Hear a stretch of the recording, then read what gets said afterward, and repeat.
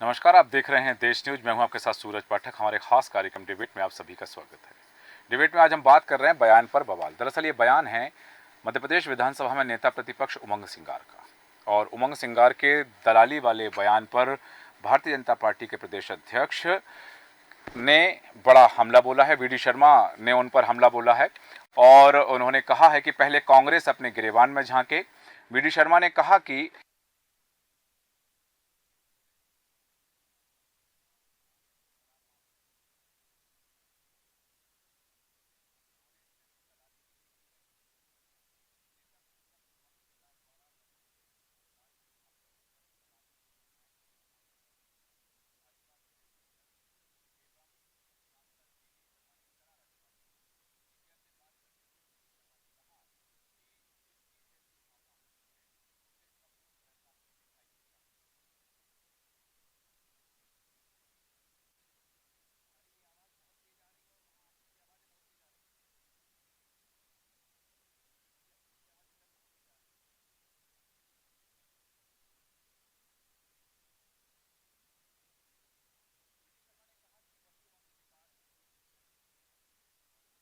दाल और शराब माफिया कहते हैं। कमलनाथ की सरकार में मंत्री रहते हुए उमंग सिंगार ने कहा था कि सरकार पर्दे के पीछे से दिग्विजय सिंह चला रहे हैं, तो इनकी सरकार में दलाली ही होती रही है। वल्लभ भवन दलालों का अड्डा बन गया था, तो उन्हें सिर्फ दलाली ही दिखाई देती है।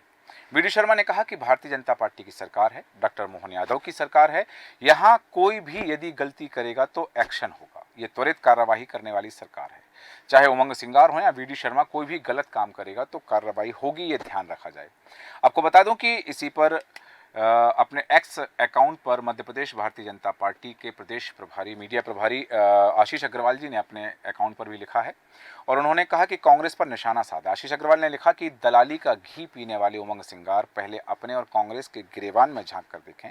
उमंग सिंगार जो दिग्विजय को मध्य प्रदेश का सबसे बड़ा माफिया और दलाल कहते थे, उन्होंने कांग्रेस के कार्यकाल में सिर्फ दलाली देखी। आपको बता दें कि कुछ समय पहले जिस तरह से बात हुई थी कि जो न्याय यात्रा थी, किसान यात्रा थी, उसमें नेता प्रतिपक्ष उमंग सिंगार ने जो बयान दिया था, उसको लेकर अब सियासी गलियारों में हंगामा मचा हुआ है। पहले आपको सुनाते हैं कि उमंग सिंगार का बयान क्या था और उस पर वी डी शर्मा ने क्या पलटवार किया है।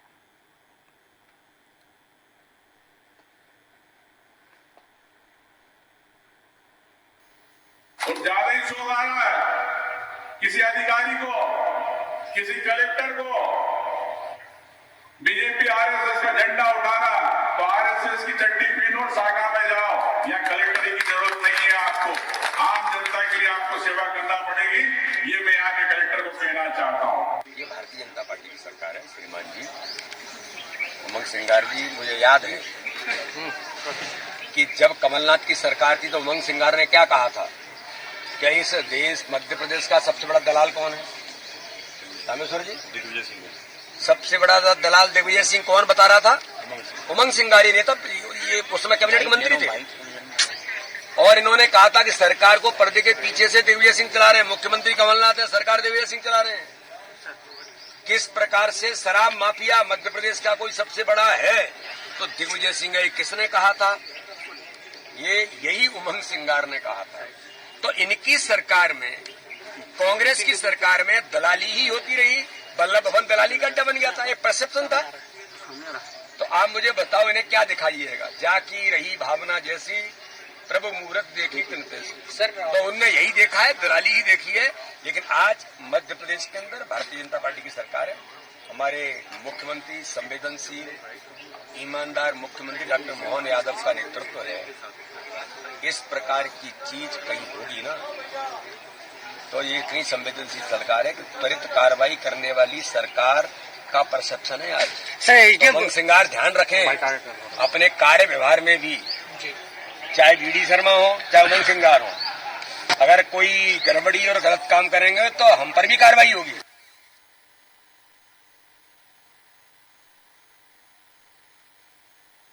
यहाँ कलेक्टर्स को धमकी देने की बात आई थी, दलाली करने का आरोप लगाया था कि जो भारतीय जनता पार्टी की दलाली कर रहे हैं वो उन अधिकारियों पर आरोप लगाया गया था कि वो आरएसएस की शाखा में जाना चालू कर दें, वो भारतीय जनता पार्टी की दलाली कर रहे हैं। दूसरी तरफ जो पलटवार किया गया है कि दिग्विजय सिंह को सबसे बड़ा दलाल और शराब माफिया बताने वाले यही उमंग सिंगार जो वर्तमान में नेता प्रतिपक्ष हैं, ये उस समय कैबिनेट मंत्री हुआ करते थे। अब ये विषय सियासी गलियारों में जिस तरह से चर्चा का विषय बना हुआ है कि क्या वास्तव में मध्य प्रदेश के कोई अधिकारी भारतीय जनता पार्टी की दलाली कर रहे हैं, क्या उन्हें जो धमकी दी गई है कि उन्हें देख लिया जाएगा, जो भी शब्द उन्होंने कहे थे, वो तमाम चीज़ों का क्या आशय है। और अब जिस विषय को लेकर के भारतीय जनता पार्टी ने पलटवार किया है, वी.डी. शर्मा ने पलटवार किया है कि उन्होंने कहा कि कार्रवाई सब पर होगी, ये मोहन यादव की सरकार है। मध्य प्रदेश में डॉक्टर मोहन यादव की सरकार त्वरित कार्रवाई करने वाली सरकार है, चाहे वो कोई अधिकारी हो, चाहे खुद उमंग सिंगार हो या वी.डी. शर्मा हो, तो उन पर कार्रवाई होगी। तमाम मेहमान हमारे साथ हैं, आपका परिचय कराते हैं और मेहमानों के साथ चर्चा करेंगे इस विषय पर। हमारे साथ हैं भारतीय जनता पार्टी की प्रवक्ता वंदना त्रिपाठी जी। वंदना त्रिपाठी जी, बहुत स्वागत है आपका देश न्यूज में। साथ ही हमारे साथ में कांग्रेस प्रवक्ता हिमानी सिंह जी। हिमानी सिंह जी, आपका स्वागत करते हैं देश न्यूज में। और राजनीतिक विश्लेषक वरिष्ठ पत्रकार सौरभ दुबे जी हमारे साथ हैं। सौरभ दुबे जी, आपका भी स्वागत करते हैं। चर्चा की शुरुआत करना चाहूँगा, हिमानी सिंह जी आपके पास आना चाहूँगा। उमंग सिंगार जी का जो वक्तव्य सामने आया, जो एक प्रदर्शन के दौरान उन्होंने कहा कि मध्य प्रदेश में अधिकारी भाजपा की दलाली कर रहे हैं और उन्हें दलाली करना है तो वो संघ की शाखा में जाना चालू कर दें, आरएसएस का डंडा थाम लें। और उन जो शब्द उन्होंने कहे वो शब्द मैं नहीं कह सकता हूँ यहाँ स्क्रीन पर। सुन चुकी हूँ मैं, सुन चुकी जी, तो क्या आशय है, वो क्या प्रदर्शित क्या करना चाहते हैं? अगर मैं कुछ उदाहरण दे दूं आपको, कुछ इंसिडेंट्स का दे दूं, तो शायद आपको क्लियर हो जाएगा कि उमंग सिंगार जी क्या कहना चाहते थे। जी, आज के प्रतिष्ठित न्यूज़पेपर की वो है वीरेंद्र खटीक के सांसद प्रतिनिधि ने 3 साल की बच्ची से छेड़छाड़ की। बात जब मीडिया में आया तब जाके एफआईआर दर्ज हुई। महू में का अभी कुछ दिनों पहले का केस है, एक बच्ची से छेड़छाड़ हुई, उसने अपने भाई से शिकायत की, जिन लोगों ने छेड़छाड़ की थी उसने भाई को मारा, गाड़ी वाड़ी फोड़ दी और पुलिस ने उन्हीं लोगों के खिलाफ, बच्ची और उसके भाई के खिलाफ रिपोर्ट दर्ज की। और जब मीडिया से दबाव बना तो मामूली मारपीट की धाराओं में आरोपियों के खिलाफ रिपोर्ट हुई। सीधी का कांड आपने देखा था, सीधी में वो आरोपी भारतीय जनता प्रतिनिधि था, किस तरह से पेशाब कांड के बाद वो अंदर जेल में जाता हुआ किस तरह रौब और उसकी ठसक थी, वो सब वीडियो सभी ने देखा है। इंदौर में एक पार्षद ने बलात्कार का आरोप लगा और 3-4 दिन बाद उस महिला ने खुद आके कह दिया कि नहीं, मेरा बलात्कार नहीं हुआ था। एक कैलाश विजयवर्गीय जी के पुत्र का बलात्कार सबने देखा था, सबने वो वीडियो देखा था और आखिर में उस अधिकारी को मुकरना पड़ा कि मैंने नहीं देखा, किसने बल्ला चलाया था, और वो आरोप से बरी हो गए। अब इस सब चीजों से साबित होता है कि कहीं ना कहीं प्रशासन जो है एक बैच लगा के घूम रहा है भारतीय जनता पार्टी का। उनके इशारों पे एफआईआर होती है। ठीक है, कांग्रेस तो छोड़ दीजिए, आप आम जनता की हालत है कि भारतीय जनता, आपने अभी कुछ दिन पहले वीडियो देखा हुआ, भारतीय जनता पार्टी का कार्यकर्ता टीआई के कार्यालय में बैठकर एक एसआई को धमकी देता है और वो कि वर्दी उतरवा दूंगा, और वो फिर अपनी गुस्से में अपनी वर्दी फाड़ देता है कि ठीक है, आप क्या उतरवाएंगे, मैं खुद उतार देता हूँ। तो ये चीजें जो हैं ये साबित करती हैं कि जो उमंग सिंगार जी ने आरोप लगाया कि, और एक और चीज मैं आपको बता देती हूँ, याद आ गया मुझे, उज्जैन में आपने बहुत सारे भारतीय जनता पार्टी के नेताओं को गर्भगृह से पूजन करते हुए देखा होगा। आपने देखा होगा अंदर बैठ के वो पूजा करते हैं, कुछ कैलाश विजयवर्गीय, रमेश मेंदोला, बहुत सारे नेता अंदर जाते हैं। अगर ये कोई प्रोटोकॉल है कि विधायक हो, सांसद हो या कोई वीआईपी प्रोटोकॉल बनाया, तो फिर वो सबके लिए होना चाहिए। सिर्फ भारतीय जनता पार्टी के नेताओं को महाकाल के पास उनके गर्भगृह में पूजा करने की परमिशन, और बाकी सारे वीआईपी, वीवीआईपी, आम जनता सब बाहर से दर्शन करते हैं। तो इसलिए अगर उमंग सिंगार जी अगर कह रहे हैं कि भारतीय, तो मैंने अपने इतने सारे उदाहरणों से ये चीज साबित कर दी कि वो जो कह रहे हैं वो सच है। इतने सारे हिमानी सिंह जी, इतने सारे प्रकरणों में कौन सा कलेक्टर शामिल था जिसके कहने पर एफआईआर नहीं हुई? आपने जो बताया कि बाद में एफआईआर हुई तो न्यायालय एक फैसला आया, वो न्यायालय से आया, तो इसमें भारतीय जनता पार्टी की भूमिका कहाँ है? ये मैंने उज्जैन वाला जो अभी लास्ट में बोला, इसमें आपको आशीष सिंह जो अभी इंदौर के कलेक्टर हैं, वो उस समय प्रशासक थे उज्जैन के मंदिर के जी। जब ये मुद्दा बहुत जोर शोर से गरमाया हुआ था, उन्होंने ही रोक लगाई हुई है अंदर गर्भगृह में जाके किसी के भी पूजन करने पर भारतीय जनता पार्टी के नेताओं के लिए वो पूरी छूट है। फिर पूरे उन्होंने केवल एक कलेक्टर का नाम लिया, अभी कुछ दिन पहले चिक्कू पटवारी जी ने भी इस ओर इशारा किया था और उमंग सिंगार जी ने भी भारतीय जनता पार्टी के इशारों पे नाचने वाले प्रशासनिक अधिकारियों के बारे में बात की जा रही है। ठीक है, वापस आता हूँ आपके पास में। जिस तरह से बात हो रही है कि भारतीय जनता पार्टी के इशारे पर मध्य प्रदेश की ब्यूरोक्रेसी चल रही है, एक बड़ा सवाल खड़ा किया है उमंग सिंगार ने, और उसी बात की हिमानी सिंह जी ने भी समर्थन किया है कि हाँ, मध्य प्रदेश की जो ब्यूरोक्रेसी है वो ब्यूरोक्रेसी भारतीय जनता पार्टी के इशारे पर चल रही है, सरकार के इशारे पर नहीं चल रही है। वंदना त्रिपाठी जी, बड़ा बड़ा आरोप लगाया है, बड़ी बात कही है, क्योंकि ये उन अधिकारियों के विषय में बात कही जा रही है जो बड़ी पढ़ाई करते हैं, लंबी परीक्षाएं देते हैं और उसके बाद में साक्षात्कार में उत्तीर्ण होकर के बड़ी ट्रेनिंग के बाद, लंबी ट्रेनिंग के बाद में आकर के जनता के लिए काम करते हैं। सरकार का काम होता है योजनाएं बनाना, योजनाओं का क्रियान्वयन नौकरशाही की जिम्मेदारी। उसी नौकरशाही पर आरोप कि वो भारतीय जनता पार्टी के इशारे पर चल रही है। वंदना त्रिपाठी जी, आपका जवाब। जी नमस्कार। पहले तो ये बता दें हिमानी जी कि अपने 15 महीने की सरकार में इन लोगों ने उन अधिकारियों के साथ क्या किया था और अधिकारियों ने क्या क्या किया था और कितने घोटाले किए थे और कितनी ट्रांसफर पोस्टिंग एक में हुई थी। तो ये बता दें, पहले इस बात की क्लैरिटी दे दें। दूसरी चीज सवाल ये आपसे बता पूछा दें, गया, आप शासन में हैं, जवाब देना है आपको, और आपसे सवाल पूछा है सूरज जी ने। जी वंदना जी, अब तक हमारी आवाज आ रही है? हेलो जी वंदना जी, चलिए वंदना जी के पास वापस आते हैं, लेकिन उससे पहले अभी सौरभ जी से हम जानना चाहेंगे कि जो पूरा प्रकरण चल रहा है, अधिकारियों पर टिप्पणी की गई है, आरोप लगाए जा रहे हैं। अभी हिमानी सिंह जी ने भी वही बात कही, उसका समर्थन किया कि हाँ, मध्य प्रदेश में नौकरशाही भारतीय जनता पार्टी के इशारे पर चल रही है, और यदि आरोपी कोई किसी प्रकरण में भारतीय जनता पार्टी का नेता है या भारतीय जनता पार्टी का समर्थित कार्यकर्ता है तो उस पर एफआईआर नहीं होती है। कानून व्यवस्था पर बड़े सवाल। सौरभ दुबे जी। सूरज जी, आप मुझे सुन पा रहे हैं? जी, आपकी आवाज आ रही है। जी सूरज जी, मैं आपको बताऊं कि ये जो बयानबाजी हुई है, इस बयानबाजी की टाइमिंग को लेकर मैं थोड़ा सा असमंजस में हूं। आखिर इस समय पर ये बयानबाजी क्यों हुई और ये बयानबाजी करने से तात्पर्य क्या है? आखिर उमंग सिंगार जी चाहते क्या है? मैं मान लेता हूं, उनकी भावनाओं से मैं सहमत हो सकता हूं कि हाँ, जब भी कभी कोई पार्टी की सरकार होती है उसके इशारों पर ही अधिकारी काम करते हैं, इसमें कोई नई बात तो नहीं। उन्होंने जो शब्द चयन किया कि दलाली हो रही है, जो भाषा का सलीका उनका था, मैं उससे सहमत नहीं हो सकता। उन्हें बेहतर शब्द चयन करना चाहिए था।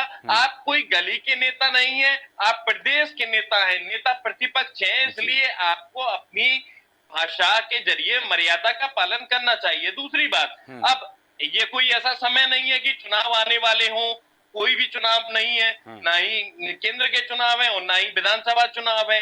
फिर ऐसे मौसम में इतनी तीखी बयानबाजी करने का क्या तात्पर्य निकलता है, ये समझ नहीं आता। कांग्रेस की तरफ से बयानबाजी हो सकती है, कांग्रेस का कोई भी नेता बयानबाजी कर सकता है, लेकिन मैं नहीं मानता कि उमंग सिंघार वो नेता है कांग्रेस में जिनकी तरफ से बयानबाजी करने का फायदा कांग्रेस को मिलेगा, क्योंकि उमंग सिंघार पहले ही काफी सारी बयानबाजी कर चुके हैं और अब आने वाले समय में हो सकता है कि वो एक फील्ड तैयार कर रहे हो। जीतू पटवारी जी की कार्य प्रणाली को देखते हुए कोई पार्टी में अंदर संगठन में कंपटीशन की भावना जागी हो, ये भी संभव है। परंतु कांग्रेस को करना ये चाहिए अभी कि अपने संगठन को मजबूत बनाए, जमीनी स्तर पर काम करे और जमीनी स्तर पर चुनाव जीतने के लिए प्रयास अभी से करना शुरू करे। आप देखिएगा कि कभी भी बीजेपी में मोहन यादव जी पर कोई हमला होता है तो वहां से प्रदेश अध्यक्ष जी जवाब देने के लिए तुरंत आ जाती हैं। उनकी एक व्यवस्था बनी हुई है। यहाँ केंद्र में मोदी जी पर अगर कोई जुबानी हमला होता है तो नड्डा साहब आ जाते हैं उत्तर देने के लिए। उनने एक व्यवस्था बना रखी है और उस माकूल व्यवस्था से वो लगातार जीत हासिल करते जा रहे हैं। ठीक है। और यहाँ उमंग सिंगार जी ने, हमें याद है कि आदिवासी मुख्यमंत्री को लेकर भी बयान दिया था जब पार्टी सत्ता में नहीं आई थी। तो उमंग सिंगार जी की बयानबाजी है, उसको नियंत्रित करने की जरूरत है और कांग्रेस आला कमान ही नियंत्रित करे तो बेहतर होगा आने वाले चुनाव में अगर अच्छा प्रदर्शन करना है तो। ठीक है, वापस आता हूँ आपके पास में। वंदना जी, आप तक हमारी आवाज आ रही है? जी, तकनीकी कारणों से उस समय आपकी बात अधूरी रह गई थी, अपनी बात पूरी करें। जी वंदना जी। हाँ, देखिए सूरज, सबसे पहले तो उमंग सिंगार की भाषा पहले तो वो अपनी भाषा शैली देखें, लीडर ऑफ अपोजिशन है, इस प्रकार की भाषा का वो प्रयोग करें, शर्म आनी चाहिए उनको। तो खुद कितने दूर कितने हैं पूरी दुनिया को पता है कि इस तरह के आरोप उसके ऊपर लगे हैं, और वो जो दुष्कर्म की बातों के जो प्रश्न दिखाते हैं, तो मुझे खुद बता दो कि खुद जो महिला को यौन उत्पीड़न के केस थे, उसका कारण क्या था, जो उनके ऊपर आरोप लगा था और उसका क्या होता वो पच्चीस देंगे। उस महिला ने उनके ऊपर यौन उत्पीड़न का आरोप लगाया, उस पर केस चला, और वो आज बड़े दुष्कर्म करने वालों के ऊपर प्रश्न चिन्ह लगा रहे हैं। तो जो आदमी स्वयं जब बोला है, उससे तो पहली बात ही प्रश्न चिन्ह लगती है। अगर ये बात एक बार किसी और ऐसा नेता करे जिस पर इस तरह का प्रकार के लांछन नहीं लगे हुए हैं, तो देखा जा सकता है। दूसरी चीज है कि उस साल को जरा याद कर, कमलनाथ जी के 15 महीने के साल को, जब इन लोगों ने वल्लभ भवन को किस प्रकार पानी का अफसर बना दिया था, अफसरों को अपना नौकर बना लिया था। एक दिन में कितने ट्रांसफर हो जाते थे गिनती में, 4.5 में IPS के ट्रांसफर कर दिए, 4.5 मैंने अधिकारी पे ट्रांसफर। ठीक है वंदना जी, ठीक है, आपने कहा कि आपने कहा कि जो उस समय तत्कालीन व्यवस्था थी और उस व्यवस्था के आधार पर भारतीय जनता पार्टी ने आरोप लगाए हैं कि उस कमलनाथ की सरकार के दौरान वल्लभ भवन जो है दलाली का अड्डा बन गया था। हिमानी सिंह जी, आपसे जानना चाहता हूं कि पहले तो वंदना जी की इस बात का जवाब दें, दूसरा आपने कहा और जो बात उमंग सिंगार जी कह रहे हैं कि मध्य प्रदेश के अधिकारी भारतीय जनता पार्टी की दलाली में लगे। हाल ही का मामला है, गणेश उत्सव के दौरान रतलाम में कथित तौर पर एक पत्थरबाजी का प्रकरण सामने आया और वहां पर कार्रवाई की गई, भीड़ को तितर बितर करने के लिए आंसू गैस के गोले भी छोड़े गए, लाठीचार्ज भी किया गया और उसके बाद में वहां के जो पुलिस अधिकारी थे, जिला प्रभारी थे, SP, उनको वहां से हटा दिया गया। उनको वहां से स्थानांतरित करने पर दिग्विजय सिंह का बयान आता है कि सरकार अधिकारियों को काम नहीं करने दे रही है, सरकार अधिकारियों पर दबाव बना के रखना चाहती है। एक तरफ दिग्विजय सिंह अधिकारियों के हिमायती बन रहे हैं, उमंग सिंगार अधिकारियों के खिलाफ बोल रहे हैं, भारतीय जनता पार्टी पर आरोप लगा रहे हैं। कांग्रेस में अधिकारियों को लेकर दो अलग अलग विचारधाराएं हैं क्या?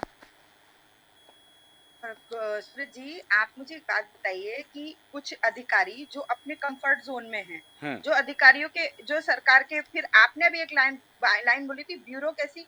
ब्यूरोक्रेसी को तो सरकार के इशारे पे भी नहीं चलना होता है। ब्यूरोक्रेसी का मतलब तो ये होता है सही सही, गलत गलत। हाँ। अगर खुद मुख्यमंत्री, प्रधानमंत्री या कोई मंत्री भी कुछ गलत करेगा तो ब्यूरोक्रेट्स को ये अधिकार है कि वो उनको संविधान के अकॉर्डिंग उसके चालान काट सकते हैं, अरेस्ट कर सकते हैं, पूछताछ कर सकते हैं। उनको तो सरकार के इशारे पे भी नहीं चलना होता है। तो अगर कुछ अधिकारी, जिस तरह का आपने उदाहरण दिया, अगर आपने खुद मेरी बात का और उमंग सिंगार जी की बात का समर्थन कर दिया कि अगर किसी ने भारतीय जनता पार्टी के कार्यकर्ताओं के खिलाफ बोला, उन पर दंगा भड़काने से रोका, अगर उन पर कार्रवाई की तो उनका ट्रांसफर कर दिया गया। तो जो कुछ अधिकारी अपना काम ईमानदारी से सिंह जी, मैंने ये नहीं कहा कि भारतीय जनता पार्टी के कार्यकर्ताओं को रोका, मैंने ये कहा कि वहां जो कथित रूप से जो घटनाक्रम हुआ था। जी, ये बात मैं बता रही हूँ, कथित तौर से क्या, मैं बता रही हूँ कि उसमें भारतीय जनता पार्टी के कार्यकर्ता थे, उन्होंने दबाव बनाया, तो इसलिए क्योंकि हम पर कार्रवाई करवाती गई तो उन्होंने अपने नेताओं को फोन लगाया और उस अधिकारी का ट्रांसफर कर दिया गया।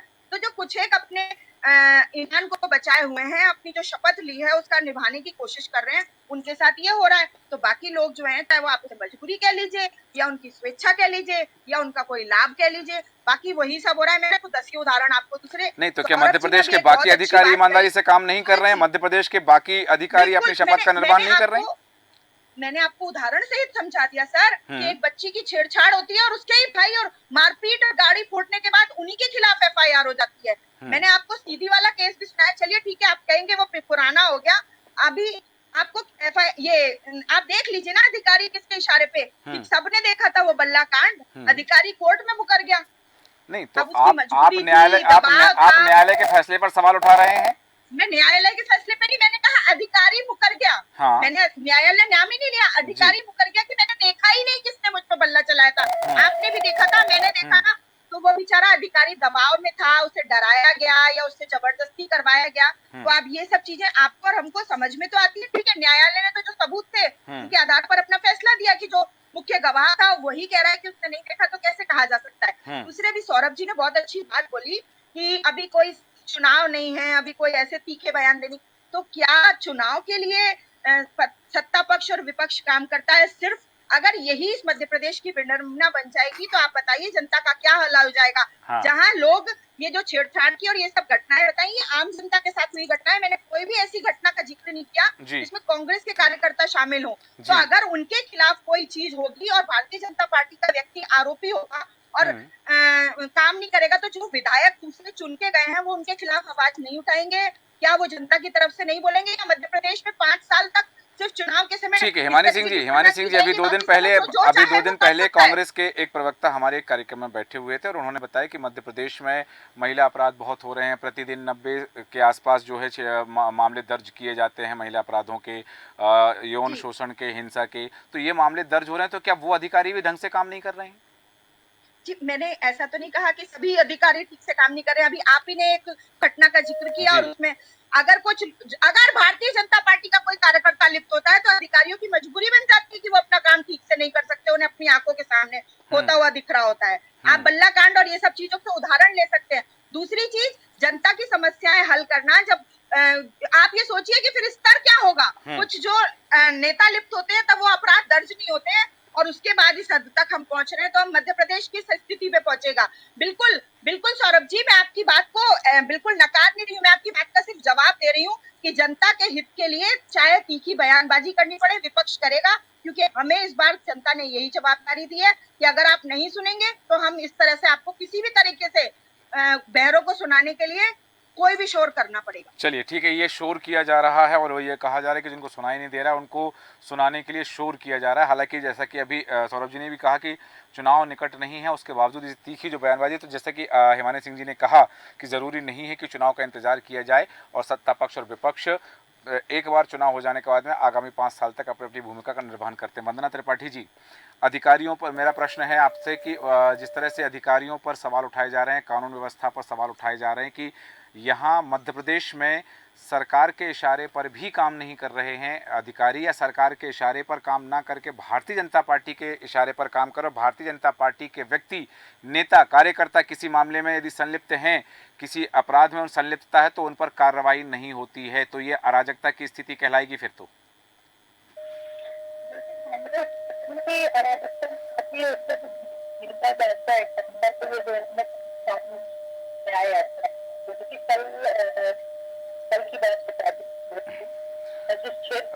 वंदना त्रिपाठी जी, आपकी आवाज़ हम तक स्पष्ट नहीं आ पा रही है, वापस आता हूँ। सौरभ दुबे जी, जिस आपके पास आना चाहूँगा कि जिस तरह से बयान आया, बयान आने के बाद में उस पर पलटवार हुआ और प्रतिक्रिया सामने आती है और वो उस प्रतिक्रिया के फलस्वरूप कहा जाता है कि पूर्ववर्ती सरकार जो 15 महीने की सरकार थी उसमें भी दलाली हुई है। और ये भी उस समय आरोप लगाया गया कि तत्कालीन सरकार ने जो अधिकारी हैं उनको कार्य नहीं करने दिया, अपने हिसाब से चलाना चाहा। मध्य प्रदेश में वर्तमान जो सरकार चल रही, क्योंकि जो अधिकारी हैं, चाहे वो IAS हैं, IPS हैं, उनसे हमारा संपर्क होता है, चर्चाएं होती हैं, तो कहीं ना कहीं बात सामने आती है तुलनात्मक अध्ययन की कि क्या सरकार की कार्यप्रणाली, क्योंकि जो बात अभी कही हिमानी सिंह जी ने जो बात कही कि एक ब्यूरोक्रेसी की जिम्मेदारी है कि चाहे वो प्रधानमंत्री यदि गलत निर्णय लेते हैं, मुख्यमंत्री गलत निर्णय लेते हैं, तो उस पर भी हस्तक्षेप करने का अधिकार नौकरशाहों को होता है। तो यहाँ मैंने कहा कि वो किस स्थिति में आते हैं और उनके पास क्या क्या जिम्मेदारियां होती है, तो उन पर सवाल उठाना, मैंने स्पष्ट अभी जो प्रश्न किया था वंदना जी से कि यदि जैसा कि सवाल उठाया जा रहा है कि यदि भारतीय जनता पार्टी के कार्यकर्ता हैं, लोग हैं और वो अपराध कर रहे हैं तो मामले दर्ज नहीं होते हैं, तो ये निरंकुशता की निशानी कहा जाए या फिर केवल और केवल सियासी बयानबाजी और बयानबाजी पे पलटवार करना? मैं इस बात से कतई संतुष्ट नहीं हूं, मैं इस बात से कतई सहमत नहीं हो सकता कि एक अधिकारी अगर अपना काम कर रहा है तो वो कोई जनप्रतिनिधि के मंशा के विपरीत काम कर सकता है या उसे करना चाहिए, क्योंकि जनप्रतिनिधि को जनता ने चुना है और जनता के प्रति जनप्रतिनिधि के दायित्व हैं, वो संकल्पित हैं उन दायित्वों को पूरा करने के लिए, अपने कर्तव्यों को पूरा करने के लिए। अगर एक अधिकारी जनहित का काम नहीं करता तो जनता उसका कुछ नहीं कर सकती, लेकिन अगर एक नेता जनहित का काम नहीं कर सकता तो जनता उसका बहुत कुछ कर सकती है। हम लोकतांत्रिक व्यवस्था से जुड़े हुए हैं, हमारे यहाँ एक सिस्टम है कि हमारे देश की जनता जनप्रतिनिधियों से जवाब मांगती है, अधिकारियों से जवाब नहीं मांगा जाता, क्योंकि अधिकारी एक सिस्टम से बंधे हुए हैं। जनप्रतिनिधि जैसा चाहेंगे जैसी सरकार की मंशा होगी अधिकारी वैसा ही काम करेगा और उसे करना पड़ेगा। अगर सरकार की मंशा कुछ बेहतर करने की है तो बिल्कुल अधिकारियों को काम करना चाहिए। लेकिन मैं ये कहूं कि मैं इस सरकार में कार्य प्रणाली से पूरी तरह से संतुष्ट हूं, सहमत हूं, सब कुछ बहुत बेहतर हो रहा है, तो ऐसा नहीं है। हाँ, बहुत सारी कमियां हैं, हिमानी जी ने भी बहुत कमियां गिनाई। और मैं ये कहूं कि इससे पूर्व की सरकारों में कमियां नहीं थी तो वो भी गलत होगा। कमियां रही हैं, कमियों को दूर करने का प्रयास किया जाता है, सरकार का प्रयास होता है। हिमानी जी ने अच्छी बात कही थी कुछ देर पहले, वो ये कि हम आवाज उठा रहे हैं। आप आवाज उठाइए, जोर शोर से आवाज उठाइए, जनता के मुद्दों को उठाइए, लेकिन ध्यान देना चाहिए कि व्यक्ति कौन हो आवाज उठाने वाला, पहली चीज। और दूसरी चीज ये कि जिन मसलों को लेकर आवाज उठाई जा रही है उन मसलों का प्रभाव हो, जनहित के मुद्दों पर आवाज उठाई जाए, यूं ही नहीं आवाज उठाई जाए, उल जलूल बयानबाजी ना हो, किसी की गरिमा को ठेस ना पहुंचे, किसी मर्यादा का उल्लंघन ना हो। मुद्दे बहुत सारे हैं, समस्याएं बहुत सारी हैं, आप समस्याओं पर बात कीजिए और अपने पक्ष को मजबूती से रखिए, जनता के सामने रखिए। जनता को आपको बताना होगा कि क्या गलत हो रहा है और क्या सही हो रहा है। हाँ, चुनावी वक्त में तो और भी ज्यादा ये जिम्मेदारी बढ़ जाती है कि 5 साल में क्या क्या हुआ और क्या क्या नहीं हुआ, पूरा हिसाब किताब मांगिए, अभी से मांगना शुरू कीजिए मैं कहता हूं। लेकिन आप ये मत कहिए कि ये उल जलूल बयानबाजी कुछ तो भी हम बेहतर मान लें। मैं मानता हूं हिमानी जी कि आपके पार्टी का पक्ष रखना आपका दायित्व है, आप बेहतर तरीके से अपने पार्टी का पक्ष रख रही हैं और डिफेंस करना अपने नेताओं का आपका काम है, ठीक है। लेकिन मैं आपकी पार्टी के जिम्मेदार पदाधिकारियों से निवेदन करना चाहता हूं व्यवस्था में भागीदार बनने के लिए कि हर एक को उसकी मर्यादाएं बताई जाएं। ऐसा ना हो कि कोई भी कुछ भी कहने के लिए स्वतंत्र हो। पहले चुनाव से पहले ही याद कीजिए, मध्य प्रदेश में विधानसभा चुनाव से पहले ही वो कौन नेता थे जिन्होंने आदिवासी मुख्यमंत्री की बात उठाई थी। आदिवासी मुख्यमंत्री की कहीं कोई चर्चा नहीं थी, केवल अपने नंबर बढ़ाने के लिए, अपना चेहरा चमकाने के लिए। काम नहीं होना चाहिए, काम होना चाहिए तो जनहित के लिए होना चाहिए। कोई भी संगठन हो पार्टी को मजबूत करने के लिए काम करे, कांग्रेस अपनी पार्टी को मजबूत करने के लिए काम करे, वंदना त्रिपाठी जी बैठी हैं, उनकी भारतीय जनता पार्टी जैसे अपने पार्टी को मजबूत करने के लिए काम कर रही है, कार्यकर्ता बनाए जा रही है। तो ठीक है, आपको जमीनी स्तर पर काम करना होगा। चलिए ठीक है, आपने कहा कि ठीक है बयानबाजी केवल और केवल अपना चेहरा चमकाने के लिए ना हो, वास्तव में जनता से जुड़े हुए मुद्दों पर चर्चा होनी चाहिए। जनता से मुद्दे जुड़े हुए जो मुद्दे हैं उन पर यदि आवाज़ उठाई जाए तो जनता तक भी वो आवाज़ पहुंचती है और जनता पर उसका इम्पैक्ट पड़ता है। यहाँ जैसा आपने कहा कि अपनी राजनीति चमकाने के लिए, अपना चेहरा चमकाने के लिए अधिकारियों को निशाने पर लिया गया। हालांकि जिस तरह से हिमानी सिंह जी ने कहा कि भारतीय जनता पार्टी के लोग अधिकारियों को काम नहीं करने दे रहे हैं और अधिकारी उनको प्रश्रय दे रहे हैं, ये एक बड़ा आरोप है। हालांकि बिंदु और है जिन पर हम चर्चा कर सकते हैं, पर समय अनुमति नहीं देता। चर्चा को विराम देंगे। सौरभ दुबे जी, हिमानी सिंह जी, वंदना त्रिपाठी जी, आप सभी का धन्यवाद चर्चा में शामिल होने के लिए। बात हो रही है बयान पर बवाल, और ये बयान है नेता प्रतिपक्ष उमंग सिंगार का, जिन्होंने अधिकारियों के दलाली वाले बयान दिया था और ये भी कहा था कि यदि वो भारतीय जनता पार्टी की दलाली कर रहे हैं तो वो संघ की शाखा में जाना शुरू कर दें, वहां चले जाएं। और उस बयान पर वीडी शर्मा ने पलटवार किया और पलटवार पर उन्होंने कहा कि कांग्रेस पहले अपने गिरेबान में झांके और जब कांग्रेस की सरकार होती थी तब दलाली होती रही। हालांकि देखना होगा कि ये बयान और बयान पर बहस और बयान पर बवाल कहां तक जाता है, देखना दिलचस्प होगा। हमारे आज के खास कार्यक्रम में इतना ही। बने रहे देश न्यूज के साथ। नमस्कार।